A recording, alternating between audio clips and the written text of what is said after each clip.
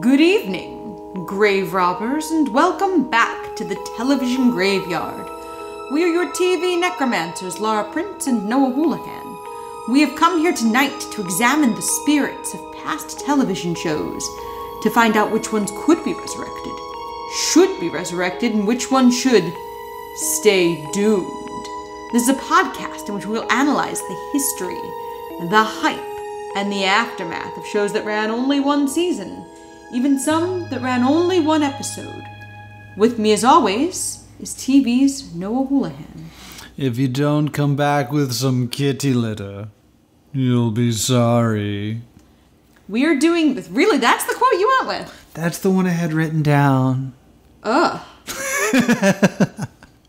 That's a very weird quote from this very quippy 1993 sitcom pilot, The Elvira Show. Yup, that Elvira. Yes, the Elvira. Yes.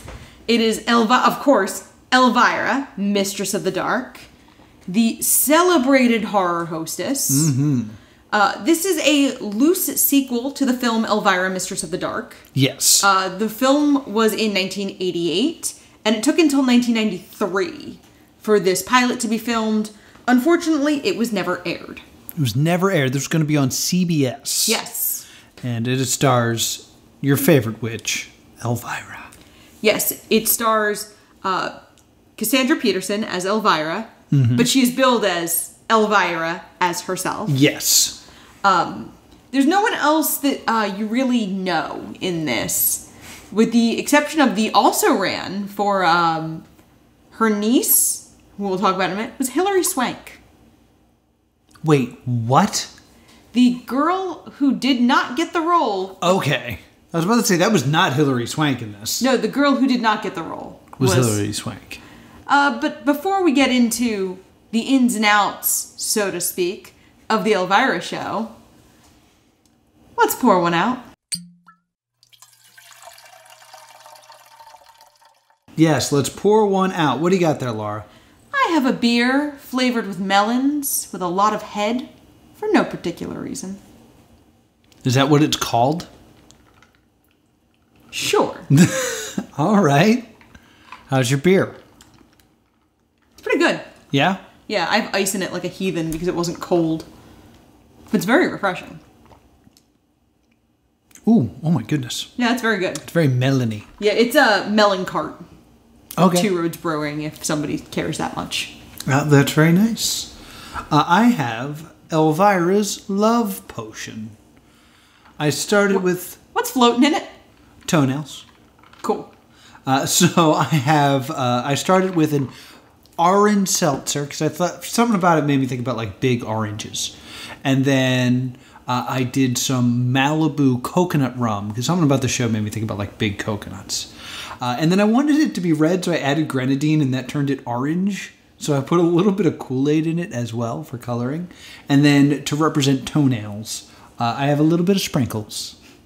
Because we didn't have anything else we could convincingly make look like toenails in the house.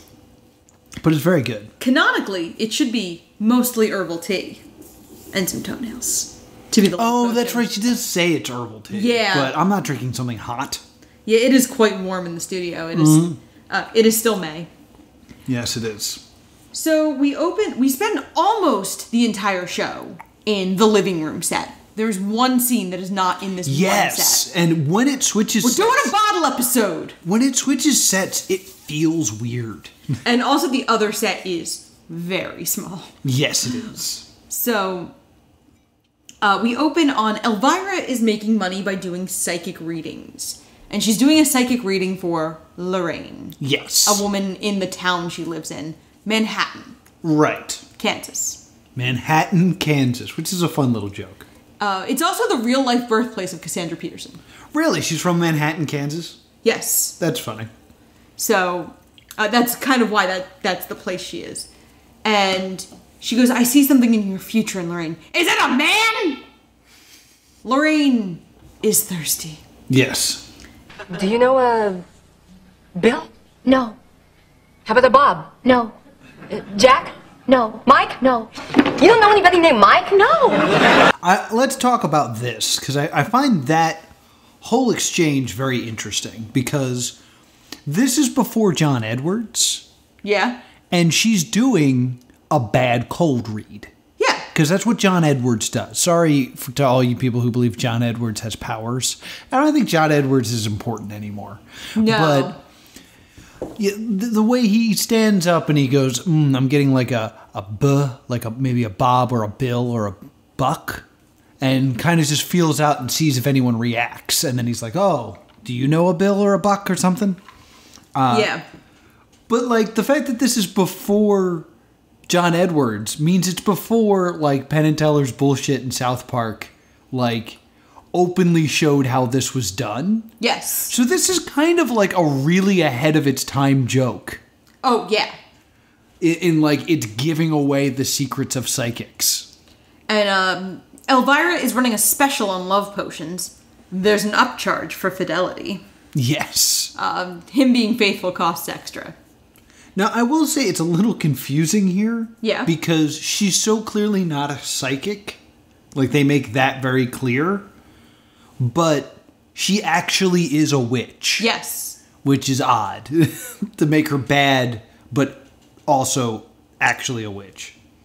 So, it's this kind of... They're witches, and she's kind of hiding in plain sight. Right. She is posing as a fraud, essentially. Yes. So that, they don't really catch on that she's really a witch. So, she also has a snarky talking cat. Yes. Named Redfield, which is a Dracula reference. Yes. And there's a great exchange of, how can I thank you? Next time, bring cash. Yes, because she wants to play with Pay a by credit. check. No, by credit card, I thought. Oh, I thought it was by check, because this is 1993. They had credit cards in 1993. I know, but, it wasn't common for, a household. Yeah, that's the problem. When small businesses first started using credit cards, they didn't want to use it because some of the profits go to the credit card company. So Elvira saying next time use cash is her way of saying, I want all of the profits. I will lose some by using credit card. This was a big 90s thing. Yeah, I really thought it was that she was trying to pay by check. But sure. It's not worth arguing about. I am tempted to go through the YouTube video to find out who's right. Oh, do it. So Laura just looked at the footage just to double check. Yeah? What's the verdict here? No, you can say it. Oh, okay. Yeah, it's a credit card because this was a very common 90s joke. Anyway, one thing we do need to mention is how the love potion works. Yes, because I have here in my notes just simply the sentence, that is a dildo. It's a big red candle shaped like a man. I don't know why you think it says that. I think it looks like a dildo. Yeah, I think it's supposed to be shaped like a man because that's what she's trying to invoke. It's definitely got a head. I could see where they look similar. But she has to dance around it naked until she works up a sweat. Yes, And after it's- drinking the love potion. Yeah, and that's really, really important. Believe it or not. Yeah, that actually does come in. So, next, Aunt Minerva enters. Yes, Aunt Minerva comes and there is a shopping cart following her. And people laugh, and I Yeah. say, shopping cart, why is that funny? I guess because this woman has stolen a shopping cart. Because she's quirky.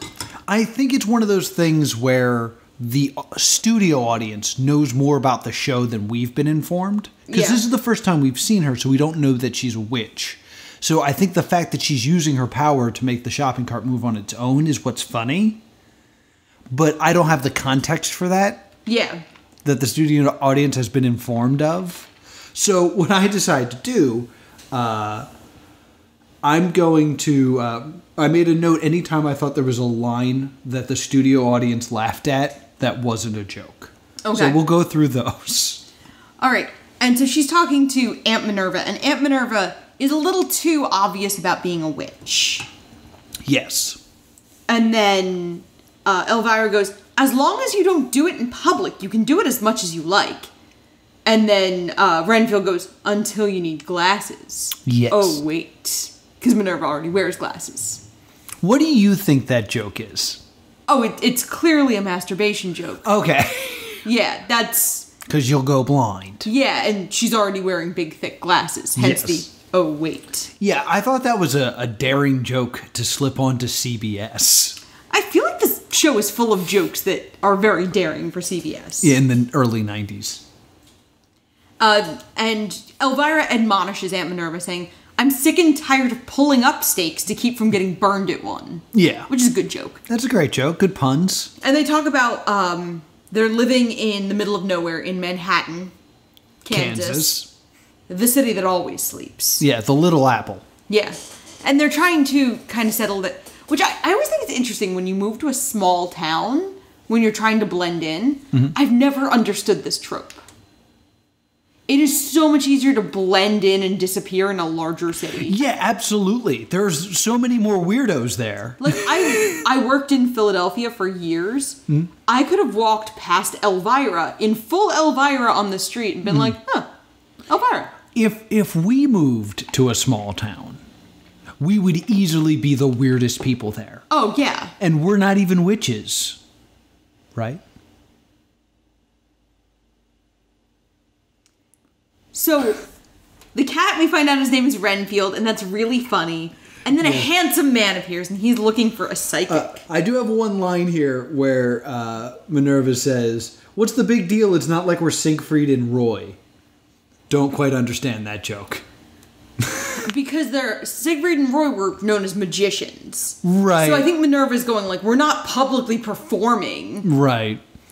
I just, like, there was also a time in the 90s where it was just funny to mention them. Just like Siegfried and Roy will have comfort and joy. Yeah, I mean, in the early 90s, they were probably, like, the best-known gay couple. Yeah. So it was just like, people would giggle to mention them. And they did it here. So, by the way, Laura just sang a line from Bat Boy. Yes, I did. Just wanted to say, it seemed like quite the non sequitur. She was just quoting Bat Boy. I feel like long-time listeners of the show would probably be like, yeah, it's a musical theater reference of some kind. Yeah. I mean, our Discord has a musical theater channel. Yes. Because of me. Join the Patreon. Yeah, we actually have a lot of fun on the Patreon, so it's fun. So a handsome man appears looking for the psychic, Chip Taylor. Yes. Generic McGeneric name. Yeah. Hottie McHotface. And Like, Chip Taylor is such a, like, generic 90s hot guy name. yeah, it sounds like your typical white dude with muscles.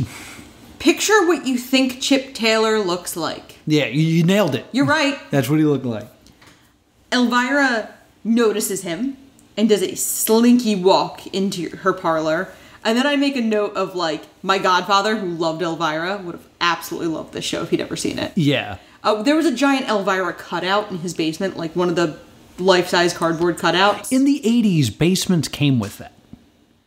Well, that's not the cutout we have the real good story about. They had one of Lucy Lawless's Xena, but her boobs were worn off. Yeah, in the 90s, basements came with that. Fair enough. And there's my favorite joke in the entire show is in this point. Okay. Elvira sits before her crystal ball and says, I see big things in your future. And in the crystal ball are just her boobs. Like, the way she's angled, her boobs appear in the crystal ball. Very large. And it's a great joke. It is really funny. It's very, like, all this, like, cat and mouse is very funny and well written and, like, wall-to-wall jokes.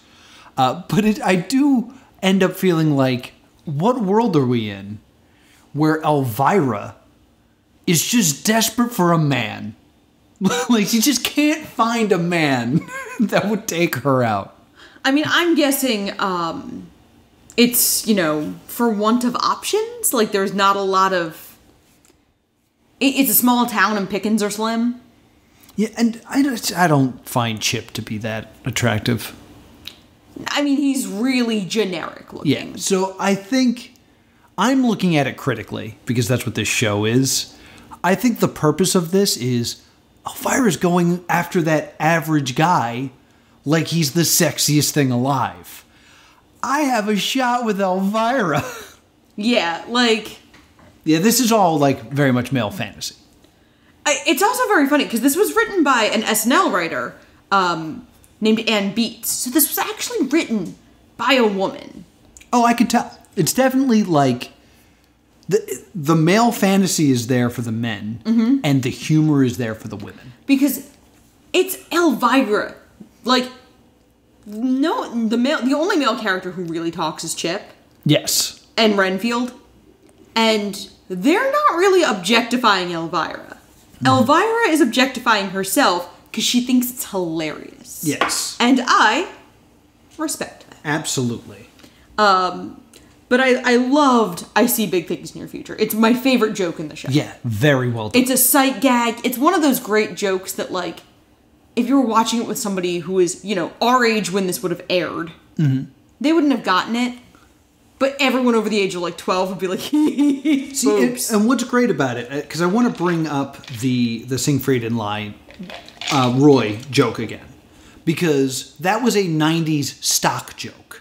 And there are jokes that always appear in sitcoms and stuff, like, you know, he's right behind me, isn't he? Yeah. Like that type of stuff. What's great about that joke is it really could only exist for Elvira. Yeah. Because, like, she's the one that would have a crystal ball and has the assets to make that joke work. Yeah. And having a joke like that that's, like, very original and key to that show really is what makes it special. It's... A lot of this show only works because it's Elvira. Yes. And then there's a knock at the door, and Elvira's very unhappy. Yes. Because she is, you know, thinking, it's so far going well with Chip Taylor. Right. Because he wants a love potion. And she's kind of like, well, what do you need a love potion for? Right. Essentially, it's number 1, be attractive. Number 2, don't be unattractive. And she opens the door, and it's like a Girl Scout. Yes. And Elvira asks, Oh, put me down for 2 boxes of chocolate mint and 1 vanilla cream. Thanks. and slams the door. Yes. Girl Scout re-rings. She is Paige Grayson, Elvira's niece. Yes. So Chip leaves and offers to come back tonight. Yes. And we find out that Paige is the daughter of Elvira's brother, Elvin. Yes. Who is long passed away. This is not before Minerva comes down and also places an order for cookies. Oh, I'll have 1 chocolate mint and 2 golden nut clusters. And I yell, we did this joke already. Yes. Paige was raised by nuns on a remote island convent and looks like if Paul Reubens was a teenage girl. This girl looks so much like Pee Wee Herman. It's unbelievable. Like, I almost wish she'd been in Gotham as, like, Penguin's sister. Yes, she looks more like Pee Wee Herman in this than Pee Wee Herman looks like Pee Wee Herman in that Area 53 show we watched. Yes. Like, if I put both pictures up and said, which one is Pee Wee Herman, you would probably pick wrong. Yeah, like, the way she's styled, she looks like Paul Reubens doing a character. Yeah. And it's not her fault. No. Like, she's styled in a way, like, she's got, like, this black bowl cut. Yeah. And her clothing is very, very conservative because she's raised by nuns. And she clearly is a little taken aback by Aunt Elvira. Yes. We cannot dress in ways that tempt men to sin. Opportunity only gives you knockers once. Great joke. And Minerva and Elvira are now trying to figure out if Paige has the family secret. Yes, the gift. Yeah, they're trying to figure out if Paige is also a witch. And then we go to the only other set in the entire show. Yes. Which is a DA's office. Yes. Which I bet if we tried, we could find that set in another show. Oh, easily. Because it's like just your basic, like, office, like, scummy office, like, with the clear doors. So it's like, gives you that, like, they're douchebags feel. It's so cheap. It looks like a set they took from another pilot. Yeah. Like, it's not a nice set. Mm-hmm. And it feels weird. Like, the lighting's different. Like, it's jarring when it's... And it's small. And it is small. I definitely get the impression of they needed to establish things that happen in this scene, and they couldn't think of a less clumsy way to do it. Yes. So we get this nice exposition dump. That Chip Taylor is wearing a wire because Lorraine Wiesner's love potion put her in the hospital. Yes. Officer Taylor, in case you forgot, your assignment was to nail her. Believe me, there is nothing I'd rather do. Just these great little quick lines. And the DA is a woman. For my 90s sitcom folks, she's very reminiscent of like the Cece Babcock character from The Nanny. She is the straight-laced Ice Queen blonde that is meant to be juxtaposed with the sexy brunette lead. And the DA also clearly has some kind of semi-romantic relationship with Chip Taylor. Like, she thinks of it as a will they or won't they, even if Chip may just think of it as a won't they. Yeah. But there's clearly, like, some familiarity there. So that night comes in. Well, I want to bring up this line. You just remember, Chippy. I'm going to be listening to everything that goes on tonight. And if you're not out of there by 10 o'clock, I'm sending in the SWAT team. Big laugh. I don't know if that was a joke. I think it's that she's so possessive. Like, I think it's a very... Again, I got really big Cece Babcock vibes. Yeah, it's just, we're 3 decades removed before the invention of the horny police. Fair. So, again, it's just being ahead of its time. And I will say, The Nanny was the same season as this. Oh, really? On CBS. Oh, okay. So it would have been really interesting to see these shows air together. Yeah. Because they're very similar in a lot of ways. And do a crossover episode. Oh, Don't God. threaten me with a good time. It looked like I shattered one of Laura's favorite possessions when I said that. I've never wanted anything so much in my life. Are you Googling it in the hopes that you'll just will it into existence right now? No. But there's a good tweet about how Fran Drescher is just Jewish Elvira. No, I don't see anything. But all right. Well, now I'm sad. Day ruined. So Chip comes back in because now we're in the only set we have besides that. And Elvira is trying to seduce him, but he keeps pushing that he wants the love potion. Right. And finally, he's like, I have a problem. I need a love potion. And it's never directly said, but we are clearly meant to glean that Chip suffers from erectile dysfunction. Yes. So, Elvira says, we'll get you a nice stiff drink. But ching. And she accidentally ends up throwing the potion at him, and he goes literally like stiff as a board. Yes. Like, He is replaced by a mannequin. yeah, it's the body binder curse from Harry Potter. Yes. That happens to poor Neville Longbottom in the first book. Yeah. A basilisk looked at him. And Minerva and Paige come in because they had been out at the state fair. Yes. Because they needed to get rid of them. They tried to get rid of them, so they went to the state fair. And Minerva didn't want to go. But they come back with like 9 pies? Because there was a cakewalk, and Minerva cheated using witchcraft, and they won all the cakes. Yes. I just want to say a little bit of a Chekhov's pie misfire here. How do you have a comedy that introduces like 9 pies and no one gets hit by a pie in this? I kind of love it, though. And Elvira is panicking. They send Paige up to her room to change her clothes. And because Chip has become so stiff, he's laying like in between the 2 sofas. yeah, with a tablecloth over. So she throws a tablecloth over and they're like, ooh, a table. And they just put pies all over it. And so she goes, he's hard as a rock. And Minerva goes, well, isn't that the whole point? And she yells, what am I going to do with a big, stiff cop? And Renfield goes, ayo. And the show's great.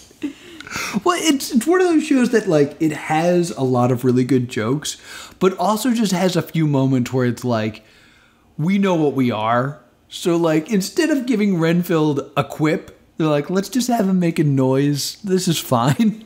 Ayo.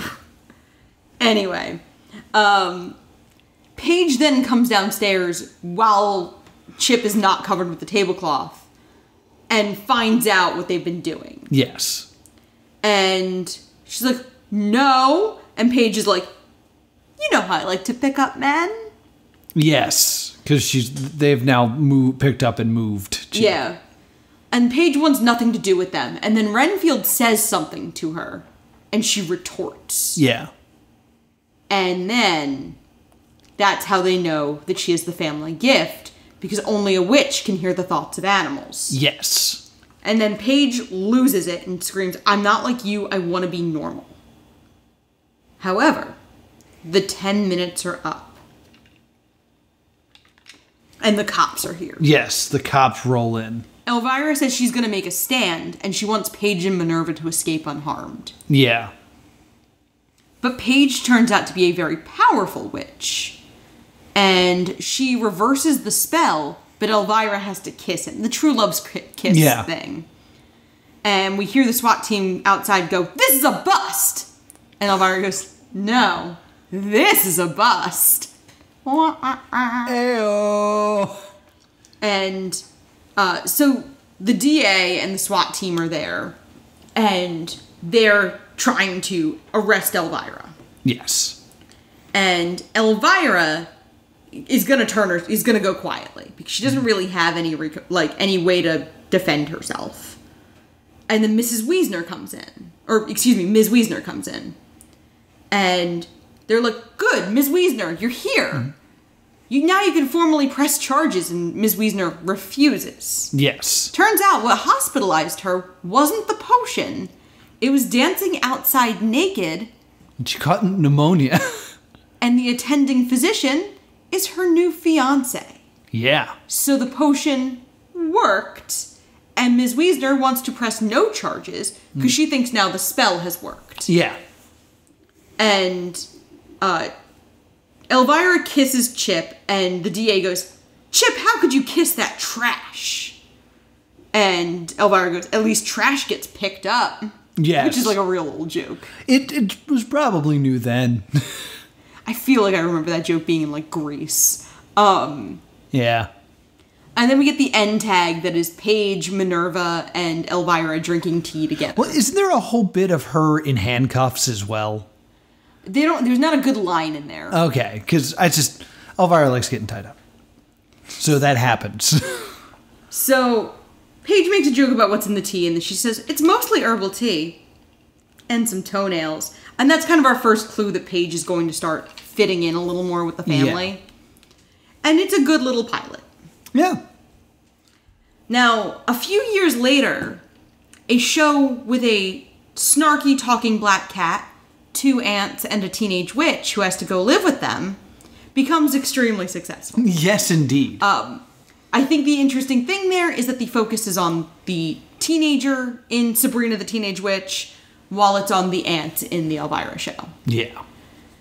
I always realized, there was a point a couple years ago where I realized how old the actresses playing Sabrina's aunts were, and realizing that I was much closer in age at 30 to the aunts than I was to Sabrina. Oh, yeah. Like, Caroline Rhea was only like 31 when that show started. But you think of Aunt Hilda as being so old. Well, I think she's 900 in the show. Because there's flashbacks to her at the Salem witch trials. Yes. So, like, they are elder witches. But, like, what I'm saying is, you think about them being so much, They're adults to a teenager, so, of course, they're old. In terms of, like, being parental figures. Yeah, she was 32 when Sabrina the Teenage Witch started to air. Like, she's under 60 now. Right. Which I find very interesting, because I would have thought she was like 50 when I was 8. So I found that really, really interesting that this show, with things changed, would ultimately become extremely successful. The pilot was produced when CBS president Jeff Sagansky was a big Elvira fan. But as the fall schedule was being finalized, he got very sick. Oh, no! And the new programming head hated the show because it was 23 minutes of boob jokes. Yes!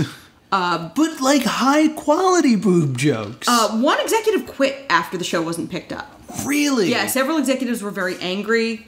And other sitcoms that were greenlit instead could be covered on the show. Because, like, this wasn't, like, my favorite thing in the world or anything. Like, I have a few, like, nitpicky things where, like, there's jokes that don't really make sense. There's one joke in here that's, she's watching an infomercial for, like a hydrator or something, and she goes, "We could make so much beef jerky," and there's a huge laugh. I was like, That's not a joke. But I will say, it shows so much promise that if we were covering this not as a pilot, but a one-season wonder, I'm sure I'd be in love with this show. Oh, I really like this show. To me, it is a rarity of being such a female-driven comedy. Yeah. In the early 90s. It actually, I really like The Nanny. That's a really important... And this, to me, does feel very similar to The Nanny in a lot of ways. Of that, like... I don't think I would have liked this in 1993 if I was trying to watch it when I was a child. Yeah. But as an adult watching it, it is hilarious. And, like, the jokes are so quick. Mm-hmm. It's wall-to-wall. Because I was looking up, like, I was doing some basic research on Elvira, and I found out one of her first things she did in California was she was in the Groundlings. Really? Yeah. She was a groundling. Yeah, and I thought that was fascinating, and it makes nothing but sense to me. Yeah. I'm like, of course she was an improv girl. Mm-hmm. Because being that quick it's also that quickness to identify what someone would say about you and say it faster. Yeah. Like, she is a walking boob joke. And she's gonna make that boob joke way faster than you are. Mm-hmm. And, like, I don't need to really go into Elvira's legacy, because I think everyone knows Elvira is very much still around. Her autobiography is dropping at the end of the year. I mean, I knew she was still around, but, like, she has, like, an active YouTube channel. Yeah, we were watching it recently. And, like, she's still hitting the convention scene. Granted, not as much with COVID, but, like, she is 70 years old. She did a fantastic music video complaining about Halloween being canceled. Yeah, it's incredible. And, like, to be pumping out YouTube content at 70, I don't think I can name another person who's doing that. No. And she looks fantastic. Oh my god. It's unbelievable. Like, I understand, like, she's doing magic with makeup, but, like, she was Elvira. She always wore makeup. You have no idea the magic she does with makeup. She has burns on 35% of her body from a boiling water accident from when she was a child. What? Yeah. She, like... And that came out actually, like, fairly recently. That had happened to her. That's incredible. She is... I love Elvira. Like, I think she is so incredible. Like, I wouldn't say, like, I was a big Elvira person before this, but, like, in watching just this show and then doing a little bit of research, I am fascinated by Elvira. Yeah, like, that thing about her body being scalded, that didn't come out until about 5 years ago on The Nerdist. Really? So, like, she had been famous for a very long time with no one knowing it. She jokes that her Elvira costume only shows the good parts. Okay. But, like, she's clearly doing some really, like, dead-on things with her makeup. Yeah. And one thing I also want to add is I kind of miss this trend of a person being a character. Yeah. Like, she is Elvira. And there's only a few other people that I think that do this. And none of them are recent. Like, there's Pee Wee Herman, there's Ernest P. Worrell, and my personal favorite that we have to eventually cover at some point on this show, there's Super Dave Osborne. I think we have to cover Ernest P. Worrell. I think we have to cover Ernest P. Worrell at some point as well. Hey Vern, it's me, Ernest, would count for the show. But I miss this. I miss this, like, I'm a character. Like, I'm not an actor who plays Elvira. I am Elvira. Yeah. That doesn't really happen anymore. No. Like, I'm trying to think of, like, a modern example of this. The closest I could come up with was Fred. And Fred doesn't even want to be Fred anymore. I mean, I guess there are... Miranda Sings... Miranda Sings, yeah, I guess that would be kind of close. She is phased out, Miranda Sings. Now, Colleen Ballinger is very much Colleen Ballinger. Yeah. She's become more of like a family YouTuber now. I think there are some YouTubers who do like character. Maybe like Nostalgia Critic or like Angry Video Game Nerd could count. But like, they don't protect the gimmick. Like... James Rolfe will be the first to say, I'm James, I'm not the Angry Video Game Nerd. Yeah. That's just a character I do. Like, the people who are just like, no, I'm this person all the time. I don't know what that voice was. It was Joe Exotic. Yeah. So I guess... you know who's the last one to do this? Joe Exotic? No. Larry the Cable Guy. Yeah, that's a really fair one. Yeah, because his name is Dan. So I would say he's the last one to do this, and my least favorite of them. So there's one more tiny thing I want to say about this show before we give it a verdict. Okay.